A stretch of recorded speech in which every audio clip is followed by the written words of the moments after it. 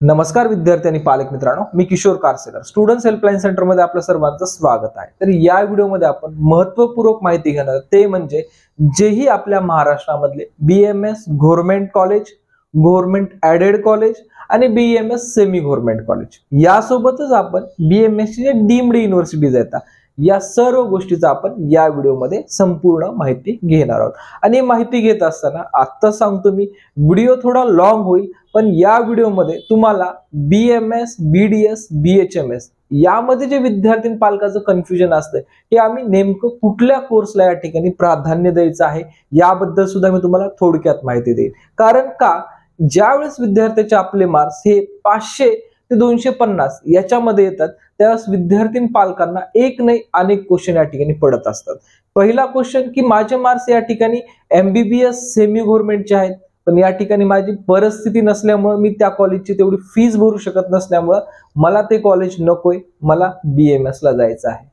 बरोबर आहे, असं एक नाही बऱ्याच विद्यार्थ्याला प्रश्न पडतात। दुसरा प्रश्न असाही पडतो की मला आवड आहे बीडीएस मध्ये, पण बीडीएसचं पुढचं करिअर मला या ठिकाणी तेवढं काय व्यवस्थित वाटत नाहीये, पुढे मी काय करणार, गव्हर्नमेंट अपॉर्च्युनिटी कमी आहेत, मग मी बीएमएस घेऊ की बीडीएस घेऊ, हा सुद्धा विद्यार्थ्याला प्रश्न पडतो। आणि बरेच असे विद्यार्थी असतात की बीएचएमएस, बीडीएस आणि बीएमएस घेत असताना काही वेळा नको त्या ऑप्शन या ठिकाणी फिलअप करतात, त्याची काही आवश्यकता नाहीये, नको ते ऑप्शन फिलअप करतात आणि नको त्याच कॉलेजला या ठिकाणी लागून बसतात। याचं कारण शोधलं असतं असं दिसून येतं की जे विद्यार्थी फ्रेशर असतात असे विद्यार्थी ऑप्शन फॉर्म भरत असताना या ठिकाणी त्यांची काळजी करण्याची पद्धती थोडीशी वेगळी असते। कारण विद्यार्थ्यांना असं वाटतं की मला जर या ठिकाणी चांगलं कॉलेज मिळालं तर मी घेईल, नाही मिळालं तर मी नेक्स्ट अटेम्प्टला, यावर्षी मला बीएमएस मिळतं अथवा बीडीएस मिळतं, नेक्स्ट अटेम्प्टला मी एमबीबीएस मिळवू शकतो। याच अनुषंगाने बरेच असे विद्यार्थी असतात की ज्या विद्यार्थ्याला एमबीबीएस, बीडीएस, बीएमएस याच्यामध्ये आपले मार्क्स आणि त्यानुसार काय डिसिजन घ्यायचे याच ठिकाणी त्यांचं कन्फ्युजन व्हायला चालू होतं। तर असं आपलं कुठल्या विद्यार्थ्याचं कन्फ्युजन होता कामा नये, त्या अनुषंगाने मी तुम्हाला वन बाय वन एक एक पॉइंट या ठिकाणी क्लिअर करेन की जेणेकरून तुम्हाला या ठिकाणी हेल्प होईल की आपल्याला कुठलं आणि आपल्या मार्कानुसार कोणतं कॉलेज घ्यायचं हे आपल्याला क्लिअरली कळू जाणार। आणि सोबतच मी विद्यार्थी आणि पालकांना एक महत्वपूर्ण या ठिकाणी एक नोटिफिकेशन पण देईल, ज्याही विद्यार्थ्यांना आपल्या इकडे पेड काउन्सिलिंग जॉईन करायचे आहे अशा सर्व विद्यार्थ्यांनी आपल्याला जे स्क्रीनवरती नंबर दिलेत त्या नंबरवरती कॉल करून विचारायचं आहे। लक्षात घ्या, याच्यामध्ये ज्यांना जेन्युइन काउन्सिलिंग जॉईन करायचे अशाच विद्यार्थ्यांनी कॉल करावा। अदर जरी विद्यार्थी कॉल करत असतील तरी एक वेळेस आपण कॉल करून आपले डाऊट सॉल्व्ह करून घ्या। कारण आज आणि काल मध्ये आपण जर पाहिलं असता बऱ्याच विद्यार्थ्यांचे एकच वेगवेगळे क्वेश्चन विचारण्यासाठी मल्टिपल, कधी पॅरेंट फोन करतो, कधी विद्यार्थी फोन करतो, तर असं करू नका। कारण आपण हे सहकार्य जर केलं तर महाराष्ट्रातल्या बऱ्याच विद्यार्थ्यांचे या ठिकाणी कॉल येत असतात, तर प्रत्येकाला आपल्याला व्यवस्थित वेळ देता यावा याच्यासाठी फक्त तुम्ही सहकार्य करा। बाकी तर आम्ही तुमच्या मदत करण्यासाठी या ठिकाणी तुम्हाला पूर्ण इन्फॉर्मेशन देत आहोत। दुसरा पार्ट आहे बुक्स बद्दल। जे आपल्या बुक्स आहेत, ज्याही विद्यार्थ्यांना बुक पाहिजे अशा विद्यार्थ्यांनी हाय बुक सेंड करा, हाय बुक म्हणून मेसेज सेंड करा। बुकची कॉस्टिंग तुम्हाला या ठिकाणी माहिती असेल नसेल, पण बुकची आपल्या कॉस्टिंग 300 रुपीज आहे आणि विद्यार्थ्यांना या बुक कुरिअर माध्यमातूनच मिळणार आहे। सॉफ्ट कॉपी आपल्याला जवळपास 10 ते 12 तारखेनंतर आम्ही अवेलेबल करून देऊ। सध्याच्या परिस्थितीला 300 रुपये प्लस तुमचे कुरिअर चार्जेस यामध्ये मेन्शन असतील। ज्या विद्यार्थ्यांना आवड आहे, इंटरेस्टेड आहे असे विद्यार्थी बुक घेऊ शकतात। ज्या वेळेस आपण बीएमएस कॉलेजचा विचार करतो त्यावेळेस आपल्याला एक नाही अनेक कॉलेजचा या ठिकाणी विचार करावा लागतो। कारण का महाराष्ट्रातल्या जर आपण संपूर्ण महाराष्ट्राचा विचार केला तर टोटल आपल्या महाराष्ट्रामध्ये 118 एवढे बीएमएस कॉलेज आहेत। लक्षात घ्या, हे मी बीएमएस बद्दल बोलत आहे ना की इंजिनिअरिंग बद्दल। तर 118 आपले बीएमएस कॉलेज आहेत। कारण या 118 कॉलेजेसमध्ये याचमध्ये आपल्याला फॅक्टर पडतात गव्हर्नमेंट कॉलेज, गव्हर्नमेंटशी संलग्न असलेले कॉलेज आणि या ठिकाणी सेमी गव्हर्नमेंट कॉलेज। यामध्ये विद्यार्थी जेव्हा फॉर्म फिलिंग करत असतात यामध्ये विद्यार्थ्यांचं कन्फ्युजन व्हायचे ह्यूज चान्सेस असतात। कारण ऍक्च्युअल पाहायला खरंच कुठल्या कॉलेजचा दर्जा चांगला आहे, कुठल्या कॉलेजला हॉस्पिटल कनेक्टिव्हिटी आहे, कुठल्या कॉलेजमध्ये या ठिकाणी पेशंटचा फ्लो चांगला आहे की जेणेकरून आपण ज्या कॉलेजमध्ये आहे त्या ठिकाणी आपल्याला चांगलं एज्युकेशन सोबतच आपली चांगली प्रॅक्टिस सुद्धा व्हायला पाहिजे। कारण एखादा चांगला डॉक्टर कधी घडतो, जर त्या डॉक्टरची चांगली प्रॅक्टिस झाली असेल तर तो चांगला डॉक्टर या ठिकाणी घडत असतो।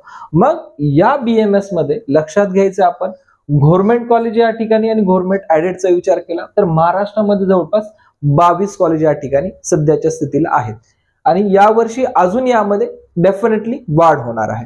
दुसरी गोष्ट आहे यामध्ये सेमी गव्हर्नमेंट कॉलेजचा विचार केला असता महाराष्ट्रामध्ये 2023 पर्यंत 91 कॉलेज या ठिकाणी स्थापन आहेत आणि त्याचमध्ये जर या ठिकाणी आपण यांचा सीट इंटेकचा विचार केला असता तर 6886 एवढ्या सीट्स आपल्याला या ठिकाणी उपलब्ध असणार आहेत. नेक्स्ट आहे आपलं डीम्ड युनिव्हर्सिटी. डीम्ड युनिव्हर्सिटीचा विचार केला या ठिकाणी आपल्याला 5 कॉलेज या ठिकाणी उपलब्ध आहेत आणि याचा एकंदरीत इंटेक या ठिकाणी 500 आपल्याला दिसून येतो. ओव्हरऑल जर आपण सगळ्या कॉलेजचं आणि सगळ्या सीटचं या ठिकाणी कॅल्क्युलेशन केलं नंबर ऑफ कॉलेज 118 आपल्याला या ठिकाणी दिसून येतील आणि टोटल सीट आपल्याला 9210 एवढ्या लार्ज क्वांटिटीमध्ये आपल्याला या ठिकाणी सीट दिसून येतात. लक्षात घ्यायचं आहे जशा सीट वाढतील तसं तुमचं कॉम्पिटिशन कमी होईल. सध्या तुमचं कॉम्पिटिशन कमी होईल पण आफ्टर 4 इयर नंतर याचा ड्रॉबॅक काय येऊ शकतो याचा सुद्धा आपल्याला विचार करणं खूप जास्त महत्वाचं आहे. सध्या आपल्याला BMS मिळवणं हाच उद्दिष्ट नका ठेवू. पुढील 4 वर्षात त्या BMS मधून बाहेर पडल्यानंतर काय आउटपुट राहू शकतं आपल्या करिअरसाठी, कारण या ठिकाणी काय विचार करावा लागतो याच मध्ये आपण लक्षात घ्यायचे ज्या ठिकाणी आपण आपले 4.5 ते 5.5 वर्ष या ठिकाणी वेळ देणार आहोत आपण, या वेळ दिल्यानंतर आपल्याला ते जे आपण शिकणार आहोत याच शिक्षणाच्या बेसवर आपल्याला पूर्ण आपली लाईफ भर या ठिकाणी एकतर त्यामध्ये जॉब करायचा आहे किंवा त्याच्यामध्ये आपल्याला करिअर करायचं आहे. तर हे करिअर करत असताना आपलं करिअर जर चांगलं घडवायचं असेल तर आपल्याला सर्व बाजूने विचार करणं गरजेचं आहे की सध्याच्या स्थितीला जर एवढे विद्यार्थी जात असतील तर पुढे 4 वर्षांची काय परिस्थिती असू शकते याचा सुद्धा विचार करणं खूप महत्वाचं असतं. मी आतापर्यंत आपला MBBS झाला, MBBS सेमी गव्हर्नमेंटचा व्हिडिओ झाला, मागच्या ह्याच्यात BDS पण झाला, पण या व्हिडिओमध्ये मी या गोष्टी डिस्कस केल्या नाहीत. का डिस्कस केल्या नाहीत?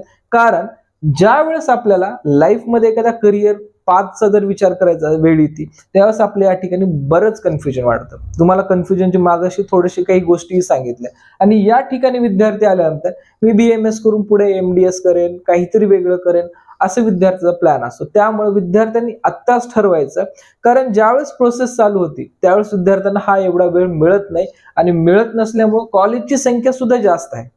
तर आपले जे काही मार्क्स आहेत लक्षात घ्या, ज्याही विद्यार्थ्याला यावर्षी 530च्या खाली मार्क आहेत आणि 250 मार्क आहेत अशा विद्यार्थ्यांनी BMS, BDS आणि BHMS याच कॉलेजचा या ठिकाणी विचार करणं गरजेचं आहे. मी या कट ऑफ फक्त ओपन वाईज मी सांगत आहे, कॅटेगराईज डिफरंट असू शकतो. ठीक आहे, तर यानुसार आपल्याला विचार करावा लागेल. त्यामध्ये आता याच मध्ये जेही आपल्या महाराष्ट्रातले गव्हर्नमेंट कॉलेजेस आहेत किंवा गव्हर्नमेंट ऍडेड कॉलेजेस आहेत या कॉलेजच्या 85% सीट या आपलं स्टेट गव्हर्नमेंटच्या मार्फत भरल्या जातात. रिमेनिंग जे 50% जे सीट आहेत या रिमेनिंग 50% सीट AA-CCC याच्या माध्यमातून भरल्या जातात. यालाच आपण आयुष काउन्सिलिंग सुद्धा म्हणत असतो. विद्यार्थ्याचं इथेही कन्फ्युजन होतं की exactly me state of Maharashtra BMS join करू की आयुष काउन्सिलिंग जॉईन करू, याचंही उत्तर तुम्हाला पेड मध्ये आम्ही देतो किंवा क्लिअर एक चार्टच देऊन टाकतो की काय आपल्याला करायचं आहे पुढे. नेक्स्ट असतं आपला सेमी गव्हर्नमेंट आणि गव्हर्नमेंट याच्या टोटल जे सीट आहेत या total seat state of Maharashtra या ठिकाणी भरत असतं फॉर 85% मध्ये.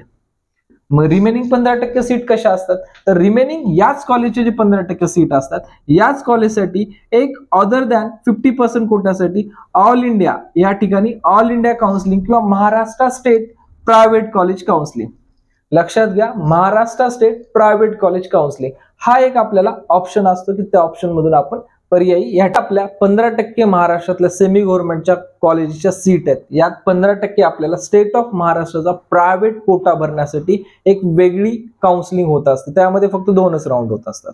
बरोबर आहे, याही ठिकाणी तुमचं कन्फ्युजन होऊ शकतं. आणि याच्या व्यतिरिक्त सोडून एक इन्स्टिट्यूट लेवल कोटा असतो, याची सुद्धा तुमची काउन्सिलिंग होत असते. त्यामध्ये इन्स्टिट्यूट लेवलची सुद्धा काउन्सिलिंग होते. मग विद्यार्थ्याला इथं प्रश्न पडतो 85-50 ही प्रायव्हेट कॉलेज 50 का याच्यामध्ये आपलं इन्स्टिट्यूट लेवल 50, आणि त्यात माझे जे काही मार्क्स आहेत त्या मार्क्सनुसार मी काय डिसिजन घ्यायला हवं इथंही कन्फ्युजन होतं. नंतर पाहिलं असतं आपलं डीम्ड युनिव्हर्सिटी. डीम्ड युनिव्हर्सिटीसाठी सुद्धा आपल्याला आयुष काउन्सिलिंग म्हणजे AA-CCC याच्या अंतर्गतच आपल्याला ऍडमिशन प्रवेश प्रक्रिया करावी लागते. तर यामध्ये आपल्याला एक BMS मध्ये तुम्हाला एक इन शॉर्ट सांगायचं म्हटलं BMS मध्ये ऍडमिशन मिळवण्यासाठी आपल्याला कोणकोणते पर्याय या ठिकाणी उपलब्ध आहेत हा आपण या ठिकाणी पॉइंट घेऊ शकतो, हा क्वेश्चन घेऊ शकतो.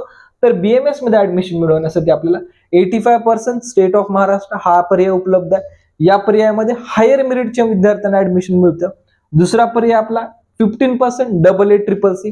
याच्यामध्ये विद्यार्थ्याचा या ठिकाणी कट ऑफ, एखादा विद्यार्थी या ठिकाणी आपला सेमी गव्हर्नमेंट MBBS ला लावू शकतो, तेवढाच कट ऑफ जातो AA-CCC अंतर्गत BMS कॉलेज मिळवायचं असेल तर. नेक्स्ट आहे आपला या ठिकाणी 85% फॉर सेमी गव्हर्नमेंट कॉलेजसाठी, म्हणजे जे आपले 91 कॉलेजेस आहेत यांच्या कॉलेजचा कट ऑफ हा या ठिकाणी भरला जातो. दुसरा आहे या ठिकाणी 15% BMS कॉलेज बद्दल. आणि त्यानंतर शेवटचा इन्स्टिट्यूट लेवलचा. तर एवढे प्रकार आणि एवढ्या ह्याच्यातनं तुम्हाला आपल्याला काउन्सिलिंग पिक करावं लागते आणि काउन्सिलिंग पिक करून त्या प्रोसेस वेळोवेळी रजिस्ट्रेशन करून आपल्याला प्रवेश प्रक्रियेत आपल्याला भाग घेणं खूप महत्वाचं असतं. याच मध्ये आणखी एक प्रश्न पडतो, बरेच असे विद्यार्थी आहेत की ज्या विद्यार्थ्यांना इच्छा आहे BDS घ्यायची, लक्षपूर्वक आहे का, खूप इम्पॉर्टंट माहिती आहे की जे आपल्या काउन्सिलिंगच्या प्रत्येक टप्प्यावर हा प्रश्न आपल्याला उद्भवतो. इच्छा आहे मला BDS घ्यायची, मला चांगल्या कॉलेजला जायची इच्छा आहे, पण या ठिकाणी माझी तेवढी परिस्थिती नाही की मी BDS ची फीस भरू. त्यावेळेस विद्यार्थी कॉम्प्रोमाइज करतो BMS कडे. तर लक्षात घ्या, या ठिकाणी महत्वाचा पॉइंट आहे, कॉम्प्रोमाइज करा, पण या ठिकाणी आपल्याला आवड निर्माण होत असेल त्या फील्डमध्ये तर कॉम्प्रोमाइज करा.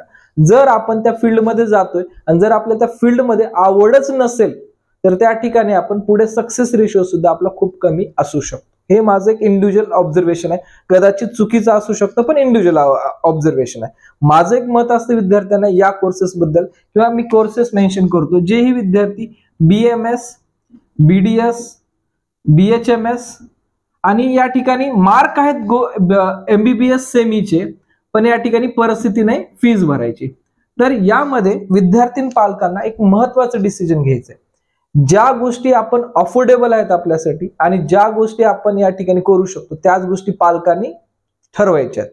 आणि विद्यार्थ्यांनी काय ठरवायचं याच्यामध्ये, ज्या गोष्ट मी केल्यानंतर किंवा मला एखाद्या गोष्टीत खूप आवड आहे आणि ती गोष्ट मी वारंवार कंटिन्यू करत आहे आणि त्या गोष्टीत मला कधीच कंटाळा येणार नाही, तर अशाच गोष्टीला या ठिकाणी पहिलं प्राधान्य द्या. कारण ज्या गोष्ट करताना आपल्याला जर कंटाळा येत नसेल त्याच गोष्टीचं आपल्याला सक्सेस खूप चांगलं भेटतं. जर आपण जीवावर येऊन एखादी गोष्ट करत असेल किंवा आई वडील करायला लावत आहेत म्हणून जर करत असेल तर त्या गोष्टीत आपल्याला सक्सेस मिळणं खूप कठीण आहे. हे सुद्धा खूप महत्वाचा पार्ट आहे. तर लक्षात घ्या, हे खूप म्हणजे नॉर्मल गोष्टी येतात, पण विद्यार्थी नॉर्मल गोष्टीलाच या ठिकाणी चुकून खूप त्याचा इम्पॅक्ट लाईफवरती वेगळ्या पद्धतीने करून घेतात. त्यामुळे मी ह्या गोष्टी तुम्हाला या व्हिडिओमध्ये शेअर केल्या आहेत. तर यामध्ये आपण माहिती घेऊ, जे महाराष्ट्र गव्हर्नमेंट मधले जे BMS कॉलेजेस आहेत, या BMS कॉलेजचा 2023 मध्ये काय कट ऑफ होता, सेमी गव्हर्नमेंटचे काय कट ऑफ होता, हे आपण इन डिटेल बोर्डवरती लिहिलं आहे. पण 2024 मध्ये या कट ऑफ मध्ये काय डिफरन्सेस येऊ शकतात. आणि दुसरी एक महत्वाची गोष्ट आहे, हा जो कट ऑफ दिला आहे विद्यार्थी पालकांना, हा जो कट ऑफ दिला हा कट ऑफ आहे आपला राऊंड 3 चा. लक्षात घ्या, राऊंड 3 पर्यंत हा कट ऑफ आहे. आणि राऊंड 3 नंतर जेही इन्स्टिट्यूट लेवल राऊंड झाले, institute level 1 stray vacancy round 1, 2, 3, 4, 5, म्हणजे लास्ट इयरला स्ट्रे वॅकन्सी 5 पर्यंत राऊंड झालेले आहेत. त्यामुळे या कट ऑफ मध्ये आणि स्ट्रे वॅकन्सी कट ऑफ मध्ये जवळपास 50 ते 60 मार्काचा फरक येत आहे. आता विद्यार्थ्याला प्रश्न पडेल की स्ट्रे वॅकन्सी म्हणजे काय. लक्षात घ्या, गव्हर्नमेंटच्या नियमावलीनुसार फर्स्ट, सेकंड, थर्ड राऊंड झाल्यानंतर ज्याही कॉलेजच्या वॅकन्सी सीट राहतात याच्यासाठी ऍडिशनल राऊंड घेतला जातो, त्याला आपण स्ट्रे वॅकन्सी राऊंड म्हणू शकतो. बऱ्याच वेळेस असं होतं की काही कॉलेजच्या मान्यता ज्या आहेत त्या काही कॉलेजच्या मान्यता सेकंड राऊंडला येतात, थर्ड राऊंडला येतात किंवा थर्ड राऊंडच्या नंतर येतात, की जे लास्ट इयरला झालं की काही कॉलेजच्या मान्यता हे स्ट्रे वॅकन्सी राऊंड सेकंड नंतर आल्या. त्यामुळं कट ऑफ इतका सडनली डिक्रीज झाला की जे विद्यार्थी, आणि यामध्ये बऱ्याच विद्यार्थ्यांचा लॉस पण झाला की ऑलरेडी विद्यार्थ्यांनी या ठिकाणी राऊंड 3 ला जे कॉलेज मिळालं, लाईक दॅट जे विद्यार्थी BMS लेवलचा आहे तो सुद्धा विद्यार्थी BHMS कडे गेला आणि BHMS कडे जाऊन तो लॉस झाला, तो काय पुढच्या राऊंडसाठी क्वालिफाईड होऊ शकला नाही. आणि याच कंडिशन मध्ये ज्या विद्यार्थ्यांना लो मार्क्स होते असे विद्यार्थी BMS पर्यंत गेले.